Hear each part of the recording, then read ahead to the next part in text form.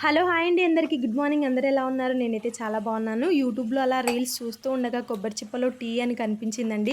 ఇదేదో వెరైటీగా ఉంది. మనం కూడా ట్రై చేద్దామని నేను కూడా ట్రై చేస్తున్నాను. మొన్న శనివారం పూజ చేసి కొబ్బరికాయ కొట్టాననమాట. ఆ చిప్పలో ఉన్న కొబ్బరి తీసేసి చట్నీ చేసేసి, ఆ చిప్పను నీట్‌గా వాష్ చేసేసి, అందులో కొంచెం వాటర్ ఏసేసి, ఒక స్పూన్ టీ పొడి, ఒక స్పూను చక్కెర వేసేసి కొద్దిసేపు మరగనిచ్చానండి. ఆ తర్వాత టీ డికాషన్ అంతా మరిగిన తర్వాత ఒక చిన్న గ్లాస్ పాలు కూడా అందులో పోసేసాను. ఒక 2 నిమిషాలు మరగనిచ్చాను. టీ మరగడమేమో గానీ కొబ్బరి చిప్ప అయితే నల్లగా మాడిపోయిందండి. నాకైతే భయమేసింది. ఎక్కడ అది క్రాక్ ఇచ్చేసి టీ అంతా కింద ఒలిగిపోతదో, ఇంత కష్టపడుతున్నానని చెప్పేసి. మొత్తానికైతే ఏమీ అవ్వలేదండి. కొబ్బరి చిప్ప నల్లగా అయిపోయినా టీ అయితే బా వచ్చింది.